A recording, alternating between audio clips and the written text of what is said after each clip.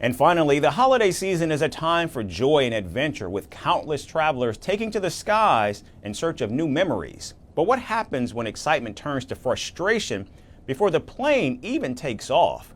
A rising trend called seat squatting is throwing passengers into unexpected conflicts as individuals occupy seats they haven't booked, hoping to get away with it. These onboard turf wars have divided opinions, stirred emotions, and left many wondering about proper aircraft etiquette. We bring you more in our final report. The holidays bring with them the promise of joy, excitement, and cherished moments with loved ones. For many, it begins with the thrill of boarding a plane to a much-anticipated destination. But imagine stepping onto your flight, eagerly looking forward to the journey ahead, only to find someone else lounging in the seat you carefully selected or even paid extra for.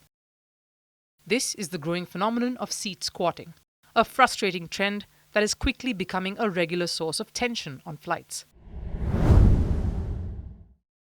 Seat squatting is the act of claiming a seat not assigned to you, the hope that the rightful occupant won't make a fuss or that the flight crew will turn a blind eye.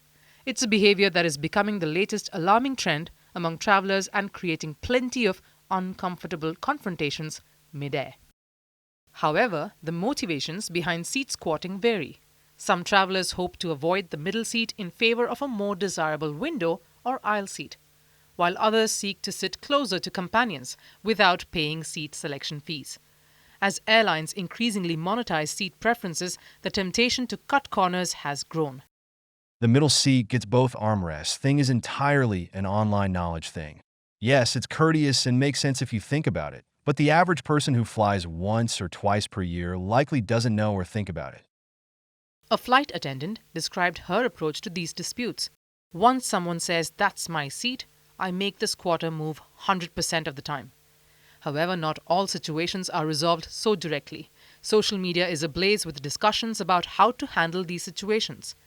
While etiquette experts emphasize calmness and professionalism, saying if someone refuses to move, don't engage, request help from the crew. Others argue for a zero-tolerance approach, urging airlines to remove repeat offenders.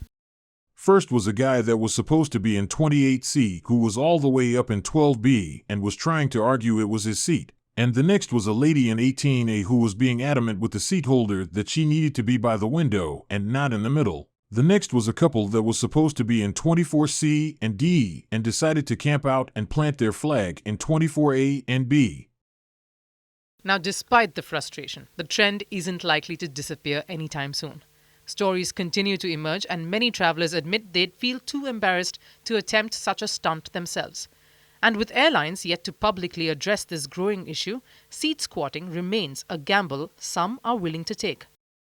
As you settle into your next flight, a nagging thought might cross your mind. Will your carefully chosen seat still be yours when you get there? What if the squatter refuses to move? What if they get away with it? The answer for now remains up in the air.